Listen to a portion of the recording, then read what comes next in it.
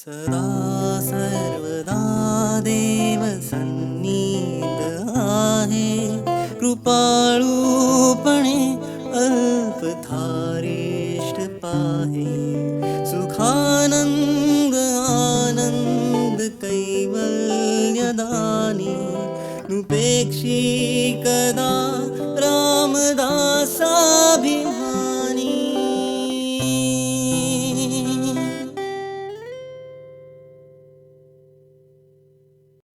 तुमच्या हृदयात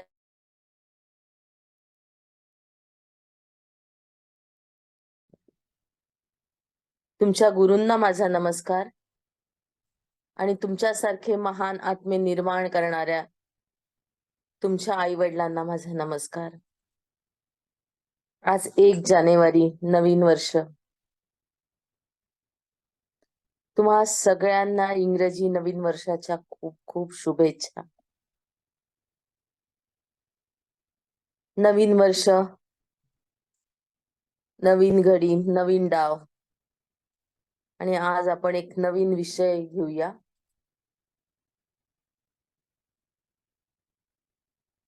आपण समाजात बघतो बघा, खूप श्रीमंत लोक आपल्या आजूबाजूला असतात, खूप धन असतं आणि त्या धनाचा वापर आपल्याला सत्कर्मात न करता दुष्कर्मात केलेला आढळून येतो. खून झालेले दिसतात, रेप झालेले दिसतात आणि वशिल्यानी ते लोक सुटलेले दिसतात.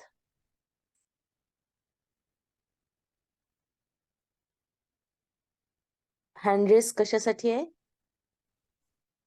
ते कालचं वृषालीताई. हो, लक्षात आहे. तर हे जे आपल्या आजूबाजूला घडतं आहे, लोक प्राण्यांना पक्ष्यांना मारतात आहेत, माणसांना मारतात आहे आणि मोकळे फिरतात आहे. त्यांना त्याचा कुठलाच दंड दिला जात नाही. असं का व्हावं? आपल्या आजूबाजूला घडणाऱ्या घटना आपल्याला विचलित करतात.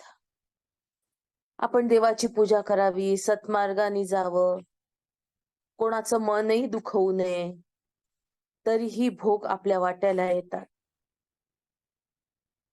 आणि पुढचा व्यक्ती मस्तवाल तऱ्हेने वागताना आपल्याला दिसतो आणि तो आपल्यापेक्षा जास्त आनंदी असतो.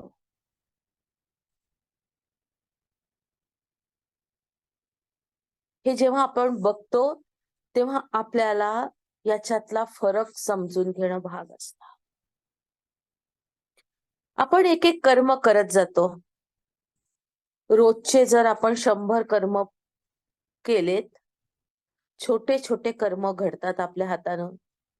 आपण एखाद्याशी बोलताना खोटं बोलतो, एखादी गोष्ट आपल्या जवळ असून सुद्धा आपण नाही म्हणतो, नाही आहे माझ्या जवळ, मी देणार नाही.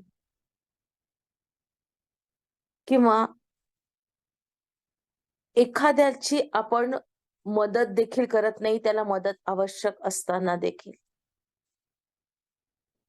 आपल्या हातून ज्या गोष्टी घडतात ते कर्म होतात. काया वाचा आणि मनाने, काया वाचा मनसा, अशा कर्मांचा डोंगर आपल्या भोवती निर्माण होत असतो. रोजच आपण एक किंवा अनेक कर्म करतो, याचा डोंगर होतो.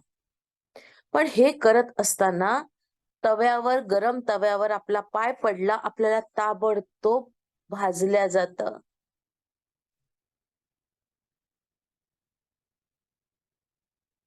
गरम पाणी अंगावर पडल्यावर भाजल्या जातं, हात चिरल्या जातो. हे जे कर्म आहे हे ताबडतोब फळ देणार आहे. या कर्माला क्रियमान कर्म असं म्हणतात.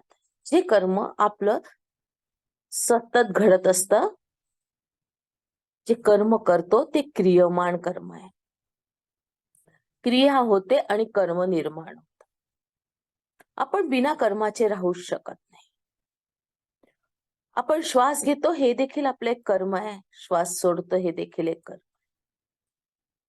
मग असे कर्म आपण रोजच्या रोज कितीतरी करत असू याचा आपल्याला गिनती नसते. मग हे कर्म आपल्या जवळ जमत जातात. प्रत्येक कर्माचं फळ आपल्याला ताबडतोब मिळतं असं घडत नाही. आपण धान्य शेतीत पेरलं तर त्याचं पुन्हा धान्यात रूपांतर व्हायला 3 महिने, 4 महिने, 2 महिने लागतात. झाडावर फूल येतं, फुलाचं फळ होतं आणि ते फळ मोठं होऊन आपल्यापर्यंत यायला 2-3 महिन्याचा अवकाश होतो. म्हणजे कर्म कुठून सुरू झालं तर त्याचं झाडावर आलेल्या फुलापासून आणि त्याचं नंतर रूपांतर फळात झालं.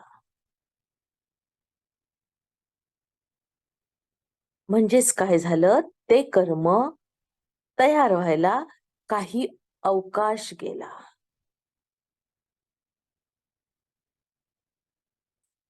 या कर्माची गती खूप गूढ आहे बघा. आपल्या जीवनात घडणारे प्रत्येक कर्म हे आपल्याला ताबडतोब रिझल्ट देत नाहीत. ताबडतोब नाही देत. काही ताबडतोब देतात तर काही उशिराने देतात. काही काही कर्म असे असतात की जे 50-50 जन्म नंतर पिकतात किंवा फळाला येतात. याचं उदाहरण पाहायचं झालं, मनु शत्रुपा नावाचे एक राजा राणी होते सत्ययुगात. त्यांनी तपश्चर्या केली आणि रामाचा जन्म झाला. रामासारखा पुत्र पोटी असावा अशी त्यांची अपेक्षा होती. अनेक वर्षानंतर, अनेक जन्मानंतर त्यांच्या पोटी राम आला.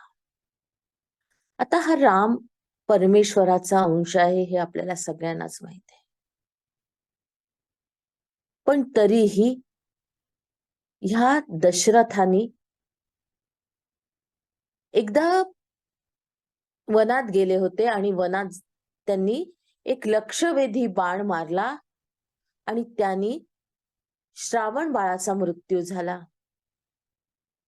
श्रावण बाळ पाण्यासाठी नदीच्या खाली उतरले होते. नदीतून पाणी घेऊन ते आपल्या आई वडिलांना पाजणार होते. दशरथानी जेव्हा श्रावण बाळाचा मृत्यू झालेला बघितला त्यावेळेला त्याचे आई वडिलांना त्यांनी विनंती केली श्रावण बाळाने की माझ्या आई वडिलांना पाणी पाजा आणि मग सांगा की तुमचा मुलगा मेलेला आहे. दशरथ गेला आणि पाणी पाजायचा प्रयत्न केला तर ते म्हणाले की श्रावणा तू आमच्यावर रुसला का? रात्रीच्या वेळा आम्हाला तहान लागली म्हणून तुला पाणी आणायला जावं लागलं म्हणून तू रुसलास का? दशरथ राजा काहीच बोलेना.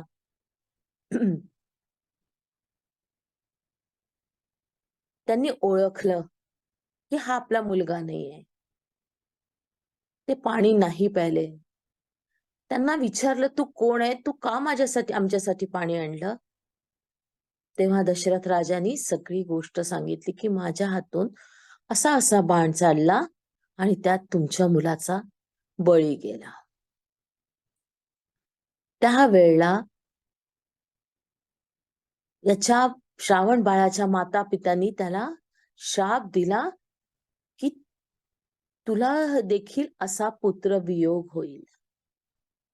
4 राण्या असताना देखील पुत्र नव्हता. मग हा मिळालेला शाप आनंदाचा की दुःखाचा? शाप मिळालेला होता. क्रिया घडलेली होती.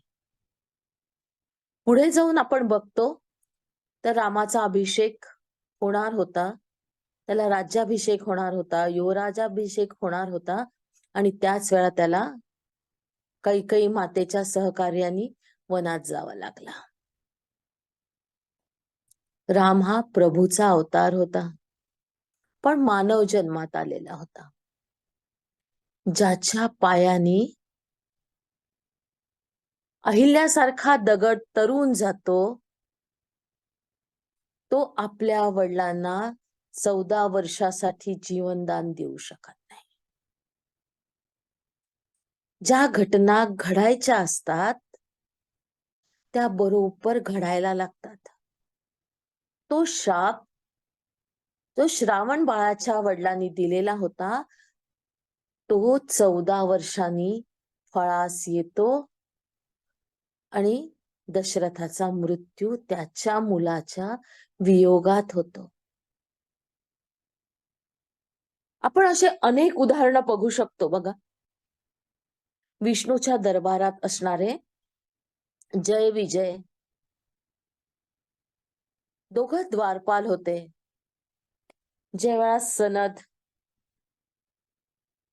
सनंदन, सनातन आणि सतकुमार हे ऋषी पुत्र तिथे आले, त्यांना त्यांनी आत सोडलं नाही, त्यांनी शाप दिला की राक्षस कुळात जन्म होईल. याचं पुढे रावण, कुंभकर्ण, हिरण्यकश्यपू, हिरण्याक्ष यांच्या रूपात त्यांना जन्म घेणं भाग पडलं. आणि विष्णूच्या सहकार्याने, विष्णूच्या अवताराने त्यांची मुक्ती झाली. पण दिलेला शाप किंवा घडलेलं कृत्य हे काही वर्षानंतर, काही जन्मानंतर फळास येतं. असं म्हणतात की भीष्माचार्य ज्यावेळा शरशय्येवर पडले होते, तर हजारो बाण त्यांच्या शरीरात घुसलेले होते. एक छोटसा विळीवर आपलं बोट चिरतं त्यावेळा किती आग होते, आणि त्यांच्या शरीरात घुसलेले बाण त्यांना किती त्रास देत असतील बघा. शरीराची चाळणी करून टाकलेली होते. का झालं असं? किंवा दुर्योधनाचे पुत्र, दुर्योधनाला 100 पुत्र होते आणि 100च्या 100 पुत्र त्याचे युद्धात मारल्या गेले. एकही पुत्र वाचला नाही वडिलांना अग्नी देण्यासाठी किंवा वडिलांचं करण्यासाठी. काय शिकवते ही गोष्ट? का झालं असेल धृतराष्ट्राबद्दल, दुर्योधन नाही, धृतराष्ट्राबद्दल? धृतराष्ट्राचे 100 पुत्र का मारल्या गेले असतील? याचा विचार केला तर त्याच्या 50-55 जन्माआधीची गोष्ट बघावी लागते. 55 जन्माच्या आधीची. 55 जन्माच्या आधी तो एक पारधी होता आणि पक्ष्यांना पकडण्याचं काम त्याचं होतं. एका झाडावर अनेक पक्षी होते, पक्ष्यांची घरटी होती, आणि त्या घरट्यामध्ये त्यांनी नवीन दिलेली अंडी होती आणि छोटे छोटे पिल्ल होते. एवढे पक्षी आपण मारू शकत नाही अशी जेव्हा खात्री पटली, तेव्हा त्यांनी एक खाली चिता केली आणि त्या चितेला पेटवून दिलं. काही पक्षी ज्यांना लक्षात आलं की आपण आता भाजणार आहोत, ते मोठे मोठे पक्षी उडून गेले, पण छोटे छोटे जे पिल्ल होते ते तसेच राहिले. ते 100 होते. पारध्याच्या जन्मात जे कृत्य केले ते धृतराष्ट्राचा जन्म घेतल्यावर स्वतःचे पुत्र हरवण्यात केलं. भीष्मांचं काय झालं तर भीष्मांनी काय केलं, एक जे कोळी नावाचा प्राणी असतो, जे आपल्या घरात जाळे विणतो बघा, त्या मोठा असा कोळी पकडला आणि बाभळीच्या काट्यांनी त्याला टोचलं. अनेक छिद्र केले त्याच्या अंगावर. त्याची शिक्षा म्हणून भीष्मांना शरशय्येवर राहावं लागलं. द्रौपदीचे असंच उदाहरण आहे बघा. द्रौपदी कितीतरी जन्म आधी एक म्हातारी बाई होती मृत्यूच्या आधी. तेव्हा तिच्या मनात लक्षात आलं किंवा तिला वाटलं की तिला उचलणारे 5 व्यक्ती जे आहेत ते कसे आहेत. एक बलशाली आहे, एक न्यायप्रिय आहे. असे जर मला नवरा मिळाला तर. त्यावेळा तिच्या मनात जी कल्पना होती तिच्या नवऱ्याबद्दल 5 गोष्टी तिच्या डोक्यात होत्या. त्यामुळे तिला पुढच्या जन्मात 5 पती मिळालेत. हे जेव्हा बघतो आपण तेव्हा आपल्या या गोष्टींच्या मागची गोष्ट लक्षात येते की आपण जे कृत्य करतो त्याचं फळ आपल्याला मिळत असतं. मग रोजच्या व्यवहारात आपण ज्या कृती करतो, ज्या घटना घडतात आपल्या हातून, मनानी, शरीराने, त्या घटनाचा परिणाम आपल्या आयुष्यावर पडत असतो आणि त्या गोष्टी साचत जातात. त्या साचण्याला म्हणतात संचित कर्म. जसं आपण बँकेमध्ये पैसे जमा करतो, बँकेत आपण चल खातं काढतो, म्हणजे पैसे टाकायचे आणि पैसे काढायचे, पहिलं खातं. दुसरं आपलं बचत खातं असतं. तसं हे संचित कर्म आपलं बचत खातं आहे. आपण याची गोळा करत जातो आपल्या रोजच्या व्यवहारातल्या घटना.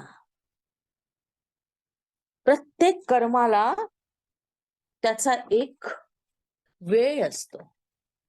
ते केव्हा पूर्ण होईल, केव्हा त्याचं रूपांतर प्रारब्धात होईल हे कोणीही सांगू शकत नाही. त्याची एक विशिष्ट मुदत असते प्रत्येक कर्माची.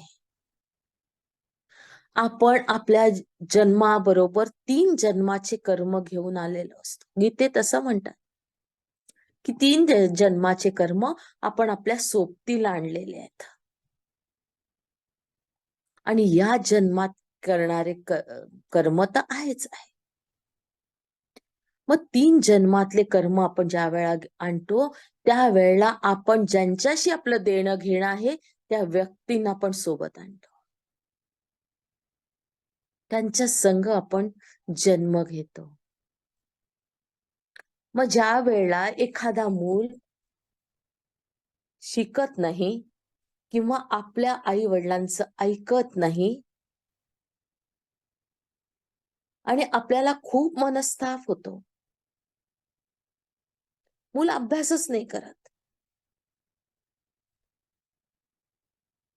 आपल्याला मनस्ताप देतो ते मूल.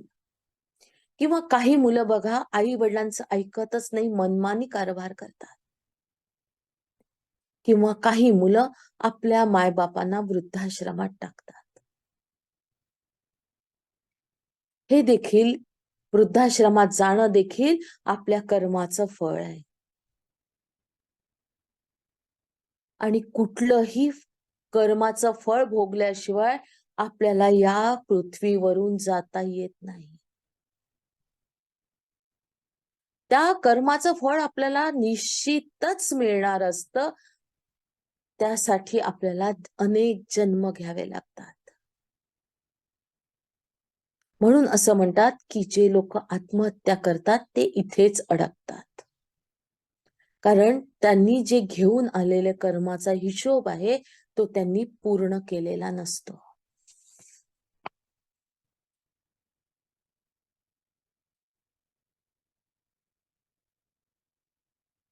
आपला मृत्यू कधी यावा आणि आपला जन्म कधी व्हावा हे देखील गणित या कर्माच्या हिशोबावर अवलंबून असतं बघा. आपण जे कर्म घेऊन आलेलो आहे त्याचा हिशोब संपल्याशिवाय, ते भोगल्याशिवाय आपण या दुनियेतून बाहेर पाऊल ठेवू शकत नाही. काही काही वेळा तुम्ही बघत असाल की बिलकुल गलित गात्र झालेले लोक अंथरुणात टेकलेले आहेत. त्यांच्या शरीरात अळ्या पडलेल्या आहेत, बेड सोर्स झालेले आहेत. शी सू त्या पलंगावरच होते आहे, पॅरालिसिसचा अटॅक आलेला आहे. काहीही समजत नाही, पण मेंदू जागा आहे. बोलता येत नाहीये, पण मेंदू जागा आहे. आपल्या आजूबाजूला घडणाऱ्या ह्या घटना आहेत. कुठल्या तरी जन्माचा हिशोब ते पूर्ण करतात. ज्या दिवशी हिशोब पूर्ण होतो, त्या दिवशी आपल्याला जाण्याची आज्ञा मिळते.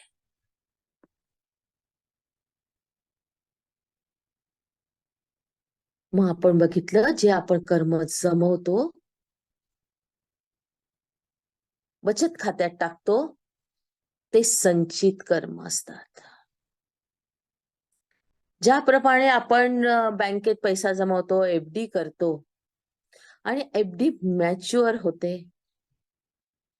तसंच आपल्या जीवनात एखादं संकट दत्त म्हणून आपल्या समोर उभं राहतं. मग हे दत्त म्हणून उभं राहणाऱ्या संकटाला आपण प्रारब्ध कर्म म्हणतो, ज्याचं फळात रूपांतर झालेलं असतं. त्याला आपण प्रारब्ध कर्म असं म्हणतो. आणि हे प्रारब्ध कर्म भोगायला तयार असलेलं, आपल्या समोर आलेलं कर्म असतं.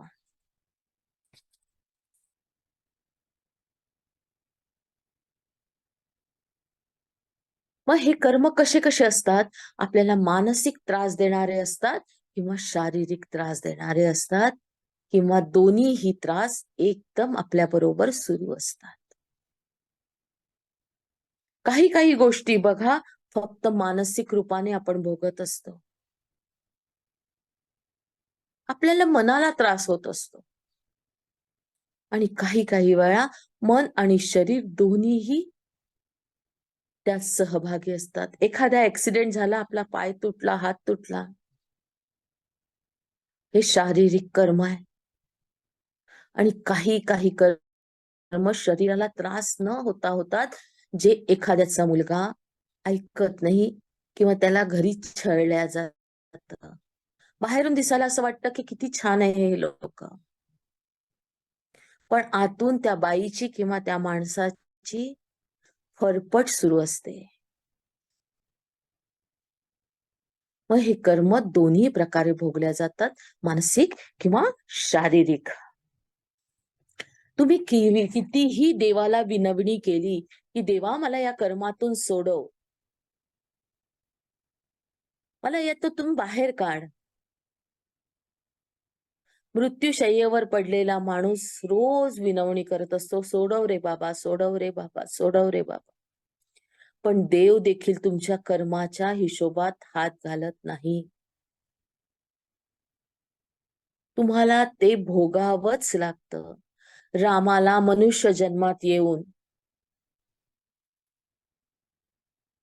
पित्याचा मृत्यू, पित्याचं दुःख भोगावंच लागलं. बायकोला कोणी पळवून नेलं, हे दुःख भोगावंच लागलं. लोकांची निंदा भोगावीच लागली. जे काही तुम्ही घेऊन आला आहात, ते भोगल्याशिवाय या ठिकाणी तुमची सुटका नसते. आणि ज्या वेळेला हे भोगून आपण संपवतो, त्यावेळेला आपला मृत्यू आपल्या जवळ उभा असतो. मग त्यावेळा मुलांनी घातलेलं गंगाजल देखील आपल्या तोंडात जात नाही, ते बाहेर निघून जात. इतक्या पटकन आपला मृत्यू आपल्याला स्वतःच्या जवळ घेतो. मग आज आपण काय बघितलं? आपण 3 प्रकारचे कर्म बघितले. एक बघितलं क्रियमाण कर्म, की जे घडतंय. मग हे कर्म जेव्हा जमा होतं तेव्हा त्याला आपण संचित कर्म म्हटलं. आणि जे कर्म फळास आलं त्याला आपण म्हटलं प्रारब्ध कर्म. आपण कर्माचे 3 प्रकार बघितलेत.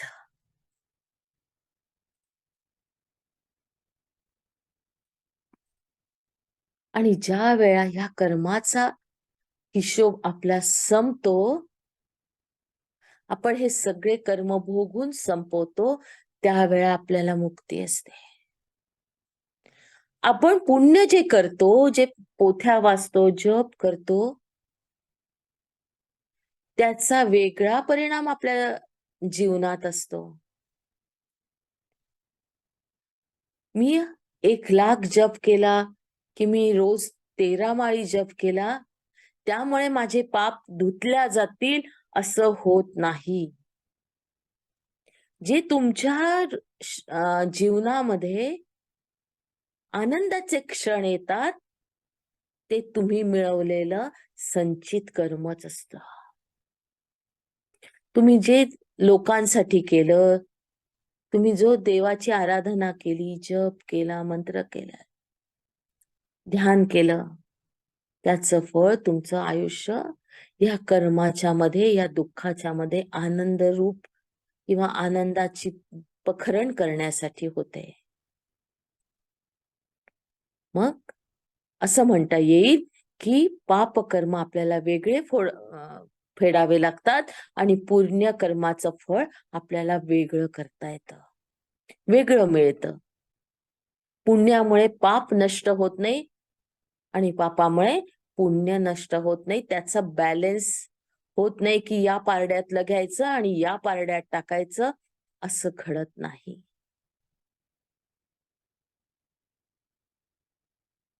हे जे कर्म परिपक्व होतं आणि आपल्या समोर उभं राहतं, ते प्रारब्ध कर्म असतं. असे आज आपण 3 प्रकारचे कर्म पाहिले. उद्या याचा पुढचा भाग बघूया. आता ध्यानाला सुरुवात करूया.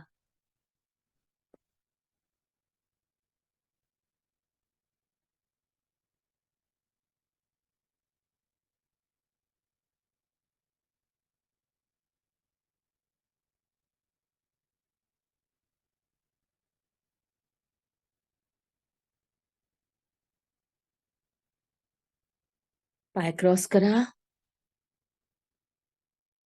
पाय क्रॉस करा.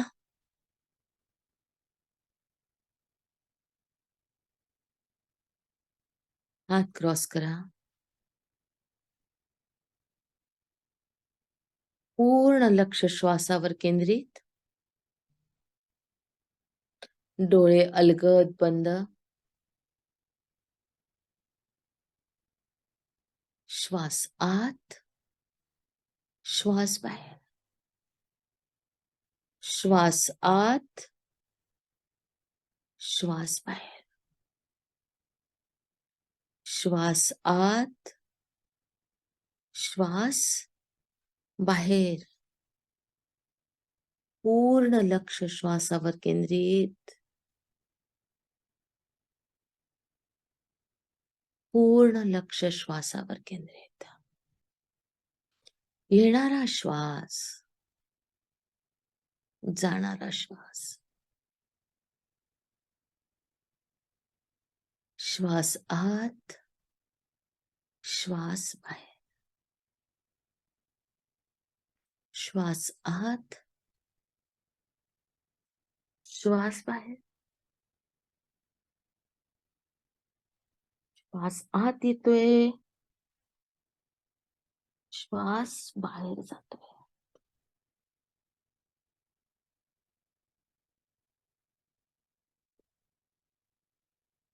पूर्ण लक्ष श्वासावर केंद्रित करा.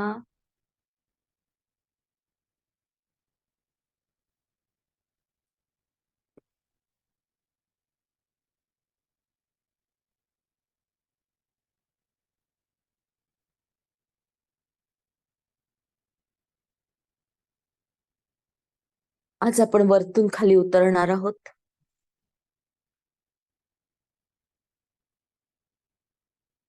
पहिले आज्ञाचक्र, विशुद्धी चक्र असं करत करत मूलाधारापर्यंत येणार आहोत. पूर्ण लक्ष ब्रह्मरंध्रावर केंद्रित.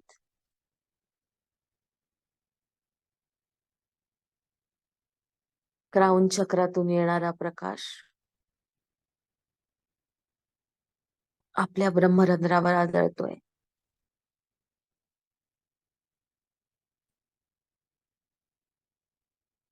आणि हळूहळू आतमध्ये पाझरतोय. डोक्याचा संपूर्ण भाग प्रकाशाने न्हावून निघालाय. अनेक गुफांचा प्रदेश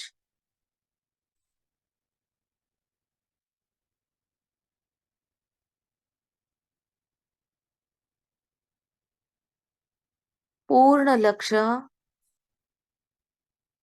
आपल्या मेंदूवर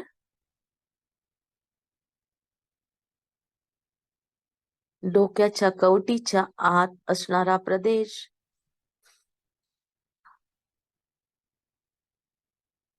काही ठिकाणी पर्वतासारखे उंचवते.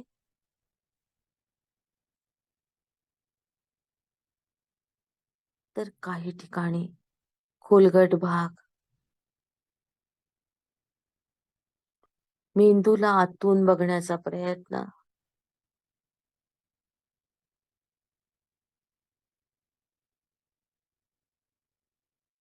पूर्णपणे आत चला. मेंदूवरती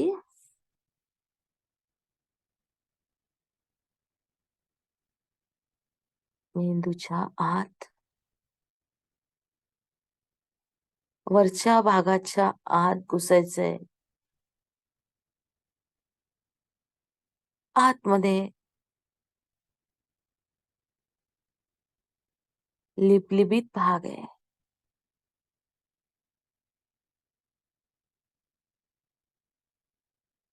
नसा आहे. रक्तप्रवाह आहे. बघण्याचा प्रयत्न.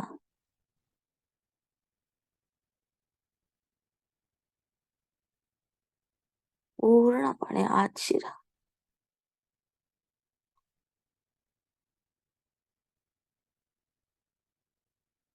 मेंदूच्या आत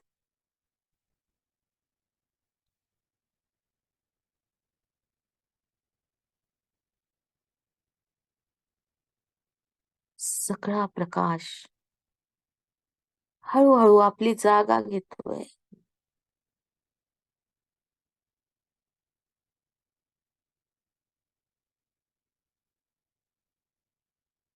मेंदू प्रकाशित होतोय.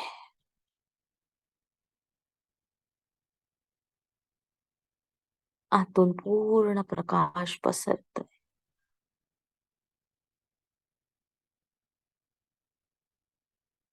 हळूहळू खालच्या दिशेने प्रवास.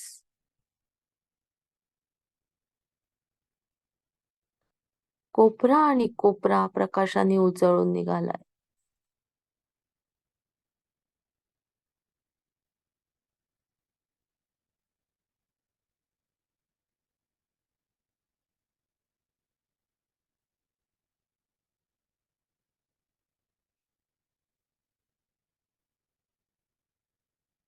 कोपरा आणि कोपरा प्रकाशाने उजळून निघालाय.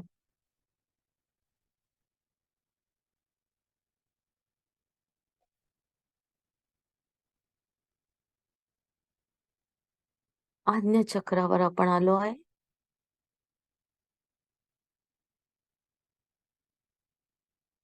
आज्ञा चक्रावर स्थिर व्हायचंय. आज्ञा चक्रातून आपल्याला आतल्या दिशेला बघायचंय.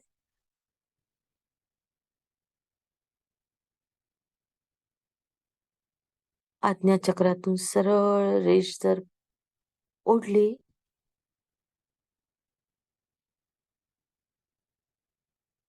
ही डोक्याच्या कुठल्या भागाला स्पर्श करते ते बघा.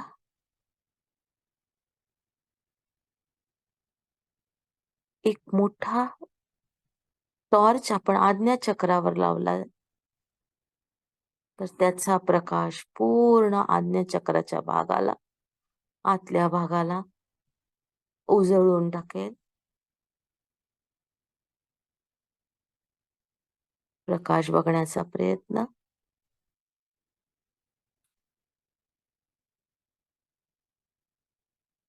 डोक्याचा आतला भाग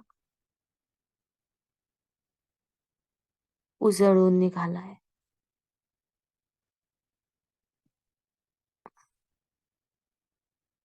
हळूहळू दोन्ही डोळ्यात उतरा.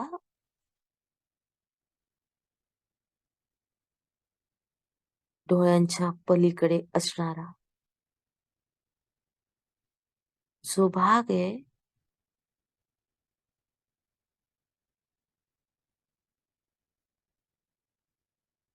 डोळ्यापासून कवटीपर्यंत, मानेपर्यंत संपूर्ण भाग उजळून निघाला. प्रकाशाची तिरीप. उजळलेला भाग बघा.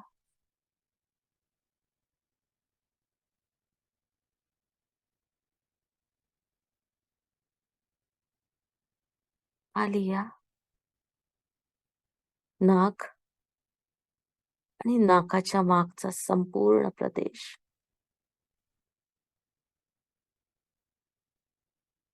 इथे प्रकाशाची अनुभूती करा.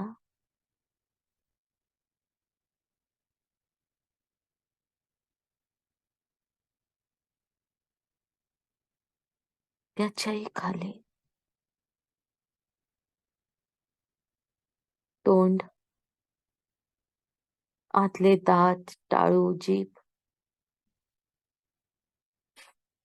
आणि जिभेच्या मागे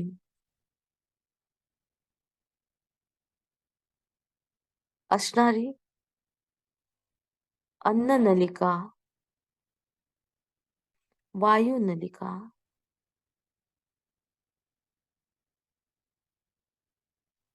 इथे असणारा रिकामी जागा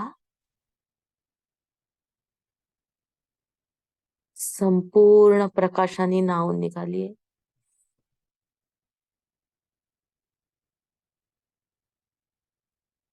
या अन्ननलिकेतून प्रवास करत आपण विशुद्धी चक्रावर पोहोचलो.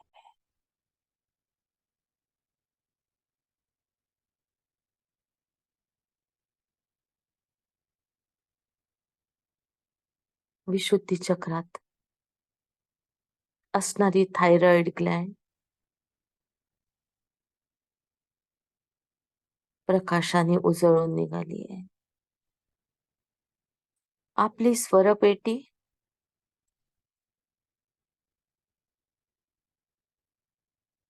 आणि घशाचा पूर्ण भाग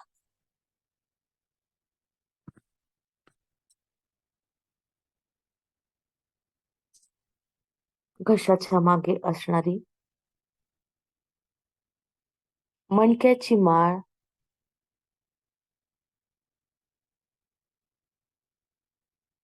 प्रकाशाने उजळून निघाली.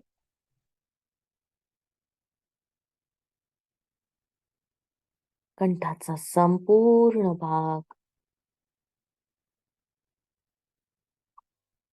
प्रकाशाने उजळून निघालाय. हळूहळू खाली येत दोन्ही खांद्यावर लक्ष केंद्रित करा.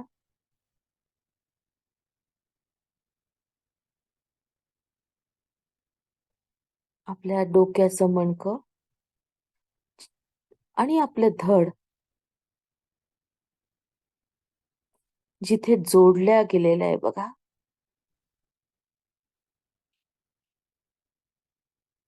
आपलं डोकं आणि आपलं धड जिथे जोडल्या गेलेलं आहे त्याच्या दोन्ही बाजूला दोन्ही खांद्याचा प्रदेश, खांद्याचे स्नायू, खांद्याचे बोन्स ज्या खांद्यावर आपण अनेक जबाबदाऱ्या घेऊन कार्य करतो, ज्या खांद्यावर ओझं असतं, न दिसणार,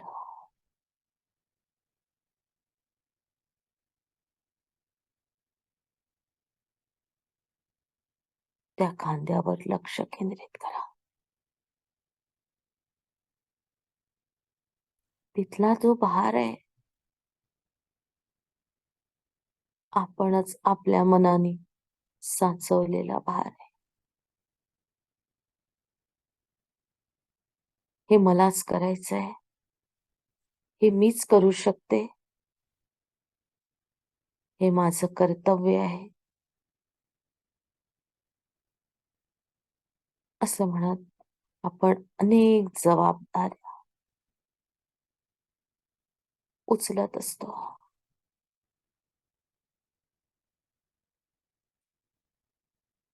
करणारा खरंच पाहिलं तर मी नसतोच, पण त्या ठिकाणी मी आहे ही जाणीव ठेवून आपण कर्म करतो. मी करतो. माझ्या मुलांची जबाबदारी मी उचलतो. माझ्या घराला मी सांभाळते. हा जो बोजा आहे, दोन्ही खांद्यावर आहे, डोक्यावर आहे. तो बोजा आपल्याला दूर करायचा आहे.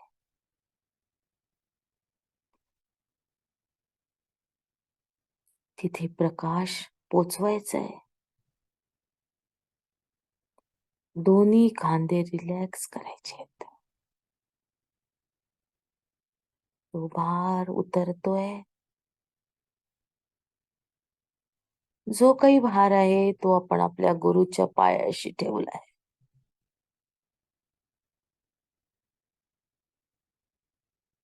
आपल्या खांद्यावर असणारा भार, जबाबदाऱ्या,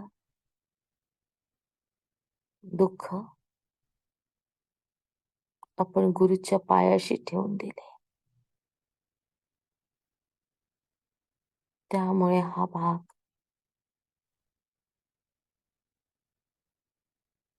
या भागात प्रकाश पसरलाय. जो वाकलेला होता त्याला स्ट्रेंथ प्राप्त झाली प्रकाशाची. पूर्ण लक्ष दोन्ही खांद्यावर.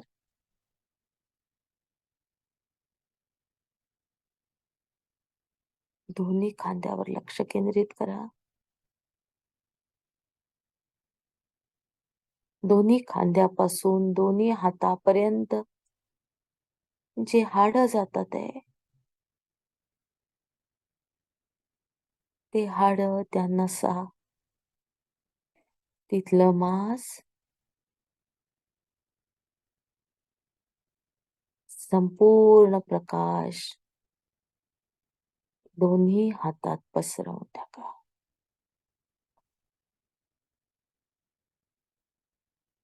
नखापर्यंत जाऊ द्या.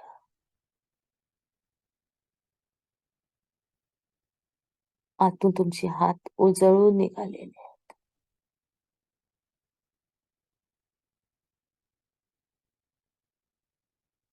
हातातून जे घडणारं कर्म आहे, ते रोजच्या रोज आपण प्रभूचरणी अर्पण करूया. चांगलं असो वाईट असो, ते गुरुच्या चरणी अर्पण.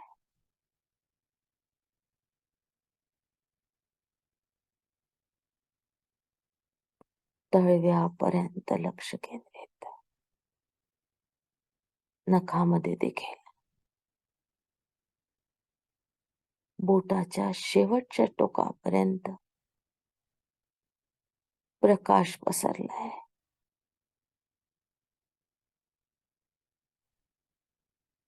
बोटाच्या शेवटच्या टोकापर्यंत प्रकाश पसरलाय.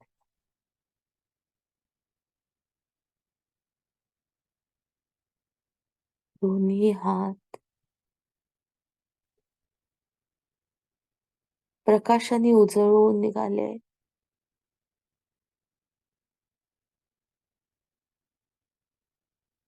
दोन्ही खांद्यावरचा भार हलका झालाय. तुम्ही जितका भार उतरवाल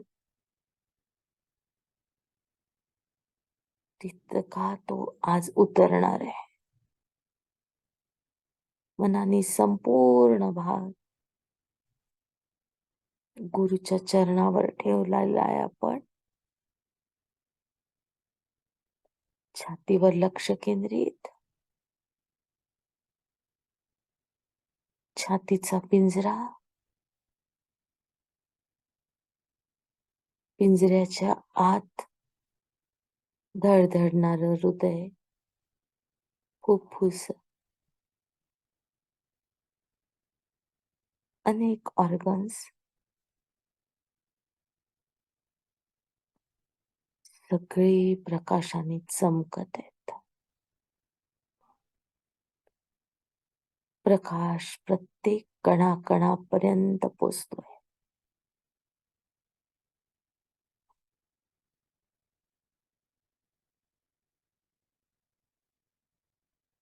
छाती प्रकाशाने उजळून निघालेली आहे. आपण अनेक गोष्टी साचवून टाकतो.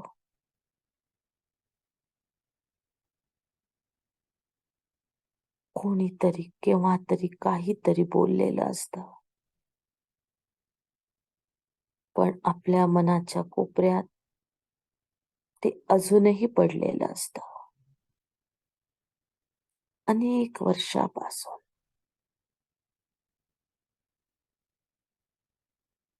त्याला आपण मनात जागा दिलेली असते. आज मनाचा कप्पा आणि कप्पा आपण रिकामा करणार आहोत. तिथे पसरलेला अंधकार आज आपण प्रकाशाने भरवून काढणार आहोत. झाल्या गोल्या केलेल्या गोष्टी विसरून आपलं नवीन आयुष्य या प्रकाशाच्या साह्याने आपण सुरू करणार आहोत. आपल्या मनाला अनेक चरे पडलेले आहेत,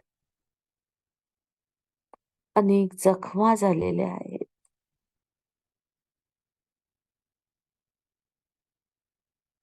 त्यावर प्रकाशाचा मलम आपण लावतोय.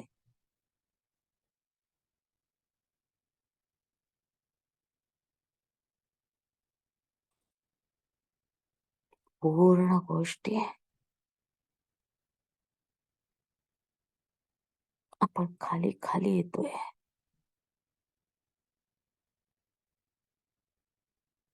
एकदा पुन्हा हृदयाकडे बघूया.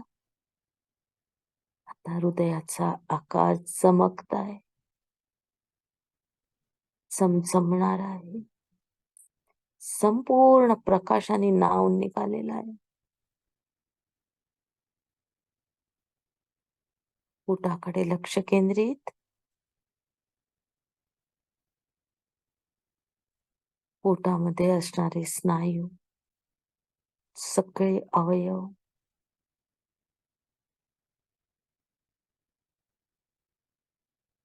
एकेका अवयवावर लक्ष केंद्रित करून त्यांच्यामध्ये प्रकाश पसरवून टाका.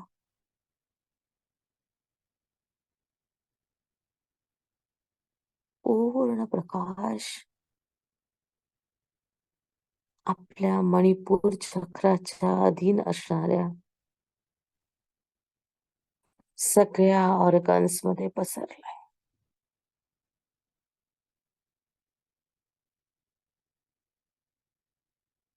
सगळ्या ऑर्गन्स मध्ये प्रकाश पसरला.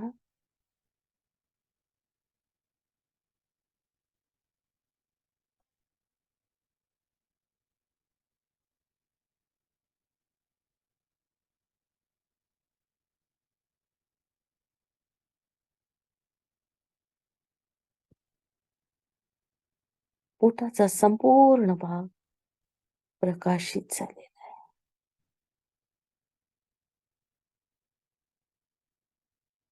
तिथे असणारे रोग दूर झालेले आहेत. पचनाच्या समस्या, कॉन्स्टिपेशन दूर झालंय. खाली जननेंद्रियाच्या जवळ या.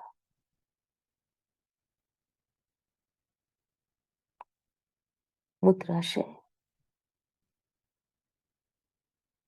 जननेंद्रिय प्रकाशाने न्हावून निघालेला आहे. संपूर्ण प्रकाश आपल्या शरीरात पसरलाय. दिवा लावल्याबरोबर खोलीतला अंधकार पळून जातो. तसा ब्रह्मरंध्रातून आणलेला या प्रकाशामुळे आपलं शरीर प्रकाशवान झालेलं आहे.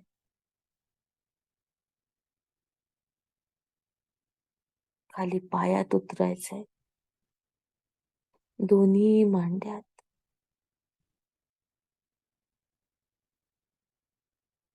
प्रकाशाला बघायचा प्रयत्न.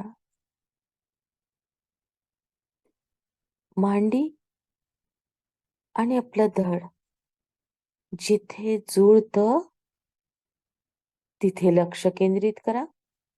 दोन्ही पायावर. ज्याला जांघेचा प्रदेश म्हणतात तिथे लक्ष केंद्रित. तिथे दोन हाडं एकमेकात फसवलेली आहेत.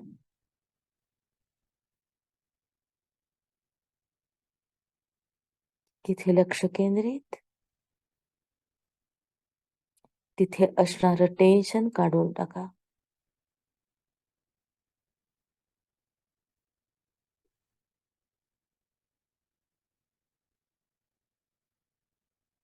पूर्ण लक्ष केंद्रित करा तिथे.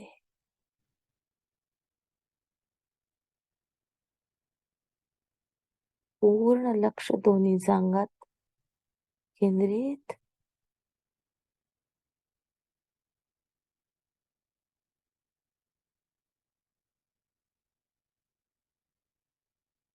आपल्याला चालवायला सहाय्य करणारं हे हाड आहे.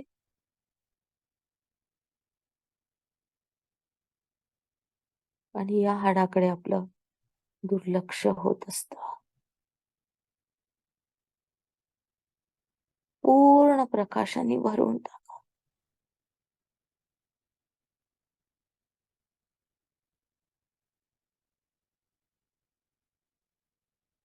उन्हात माती जशी राबते,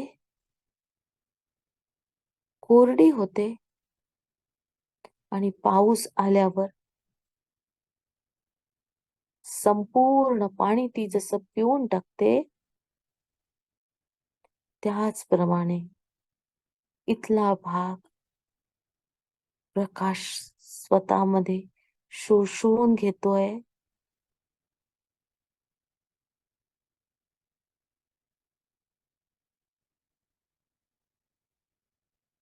इथे काही वेळ थांबूया.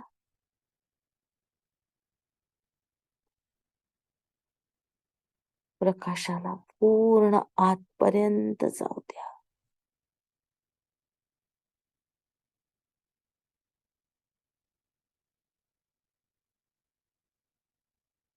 प्रकाशाने इथली जागा न्हावून निघाली. सगळीकडे प्रकाश प्रकाश.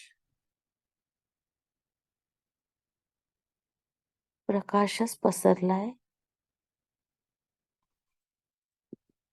आता मांडीच्या हाडाकडे या. मांडीच्या हाडातून आपण खालच्या दिशेला प्रवेश करतोय. मांडीचं हाड प्रकाशाने भरत भरत आपल्याला गुडघ्यापर्यंत यायचंय. मांडीचं हाड संपूर्ण भरलेलं आहे. त्याच्या भोवती त्याच्या रक्षणासाठी असलेलं कवच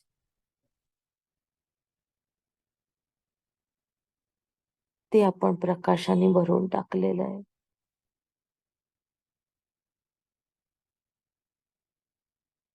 गुडघ्यावर स्थिर व्हा. गुडघ्याची वरची वाटी, त्याच्या आत असणारी चकती आणि त्याच्या खाली असणारी हाडं यात संपूर्ण शक्ती भरतीये. प्रकाश भरतोय. पूर्ण लक्ष केंद्रित करा.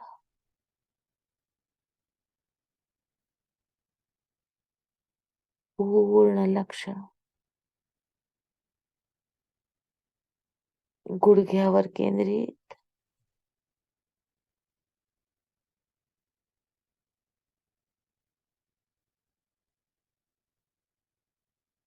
इथे पण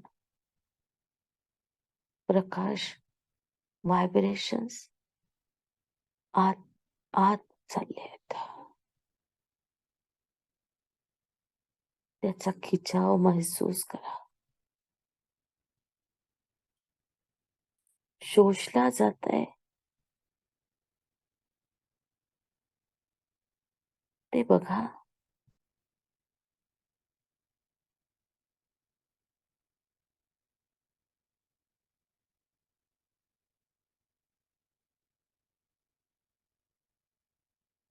पूर्ण लक्ष गुडघ्यावर केंद्रित.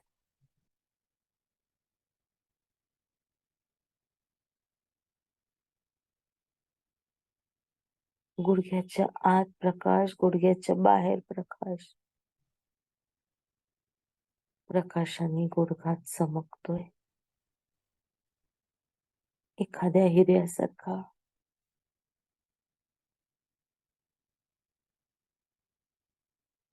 त्याच्यात असणारी अशुद्धता निघून चालली आहे. अशुद्धता पूर्ण निघून चालली. प्रकाशाने नावून निघालेला गुडघा खाली उतरायचंय.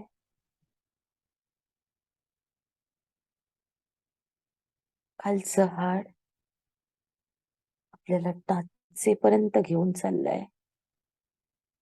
या हाडात प्रकाश भरत भरत भरत आपल्याला टाचेपर्यंत पोचायचंय.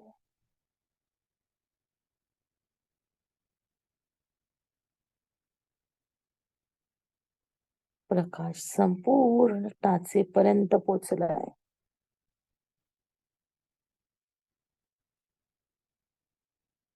पायांच्या बोटांमध्ये असणारा बारीक बारीक जोड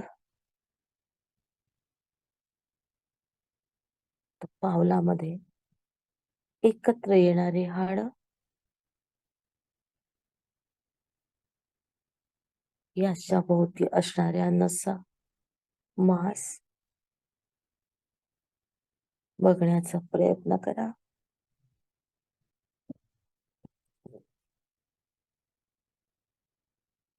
संपूर्ण प्रकाश भरून टाका.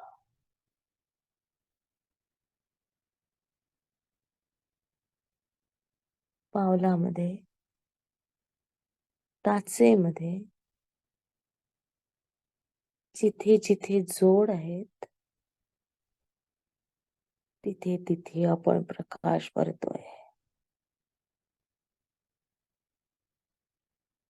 जास्त एनर्जी तिथे खर्च होते.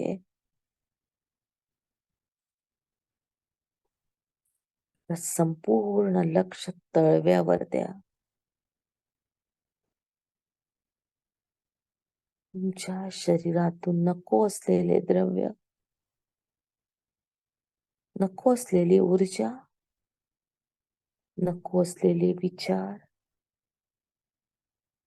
नको असलेल्या भावना तुमच्या तळव्याद्वारे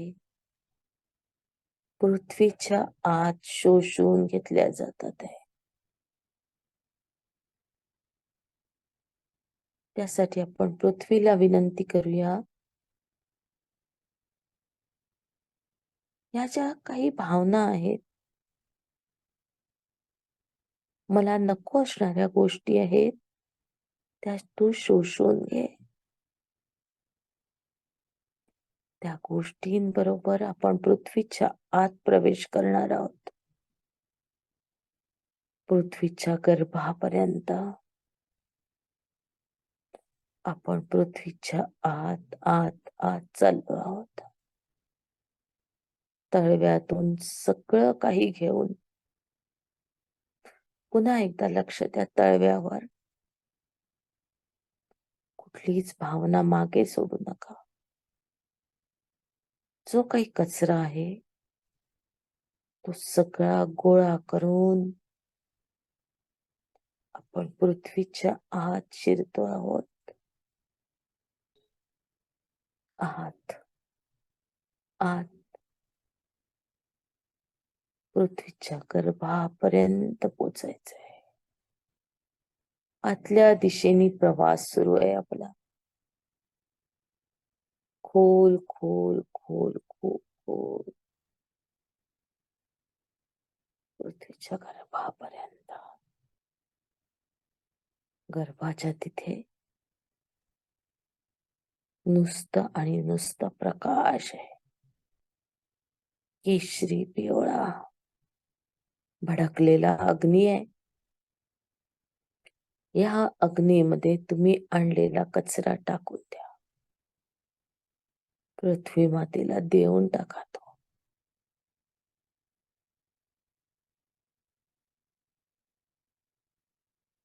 आणि त्या प्रकाशाकडे बघा. तुम्ही टाकलेल्या कचऱ्याचं रूपांतर पृथ्वी मातेने प्रकाशात केलेलं आहे. हा प्रकाश जगाच्या कल्याणासाठी वापरला जाईल. जगामध्ये जे काही चांगलं व्हायचंय त्यासाठी वापरल्या जाईल.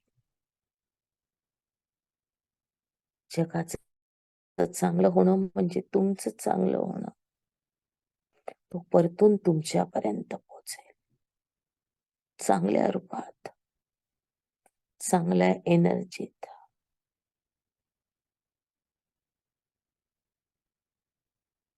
पुन्हा वर यायचंय. पृथ्वीच्या गर्भातून तळव्यापर्यंत. तळव्यातून मूलाधारात, मूलाधारातून स्वाधिष्ठानात, मणिपूर, मणिपूरवरनं अनाहतवर. अनाहतावर गुरुदेव बसलेले आहेत. गुरुदेवांना साष्टांग वंदन.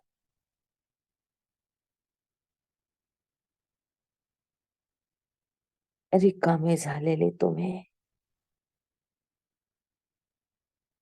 स्वतःला हलकं हलकं झालेलं महसूस करा. तुम्ही किती हलके झाले आहात. नको असलेलं ओझ उतरलेलं आहे खांद्यावरच. जिथे जिथे तुम्ही साचवून ठेवलं होतं ते सगळं या प्रकाशाबरोबर निघून गेलेलं आहे.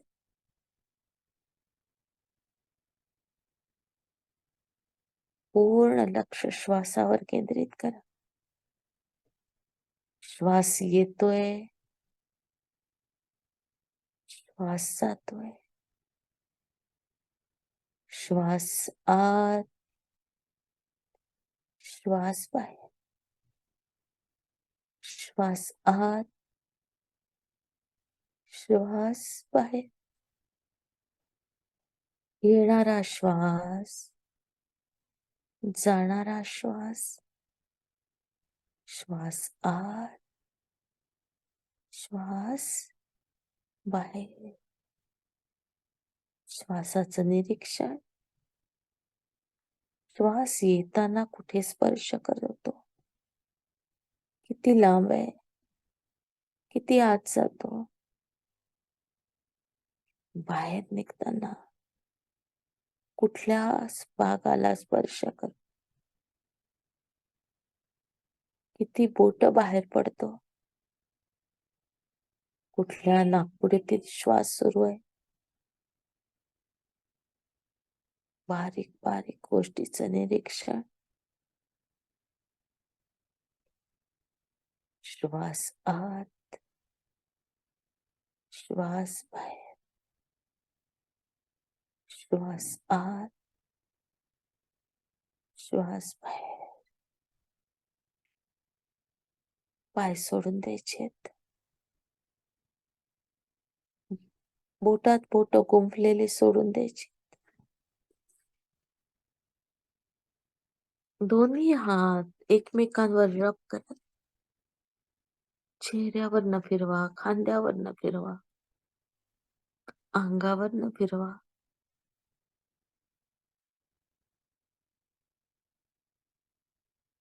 आणि डोळ्यावर घेऊन जा. बोटाच्या फटीतून बाहेरचा प्रकाश बघण्याचा प्रयत्न. डोळ्याची उघड झाप.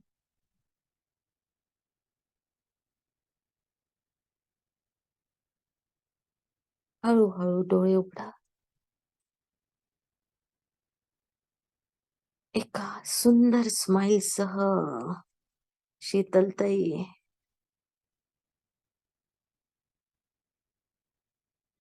संकल्प मस्त हसतो. चेहऱ्यावर हसो.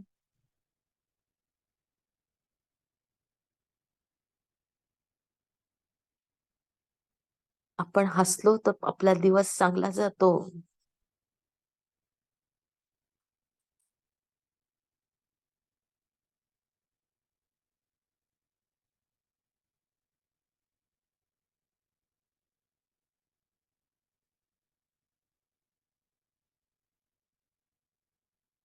सगळे बाहेर निघाले. चला, मला आज्ञा द्या. जय श्रीराम. जय श्री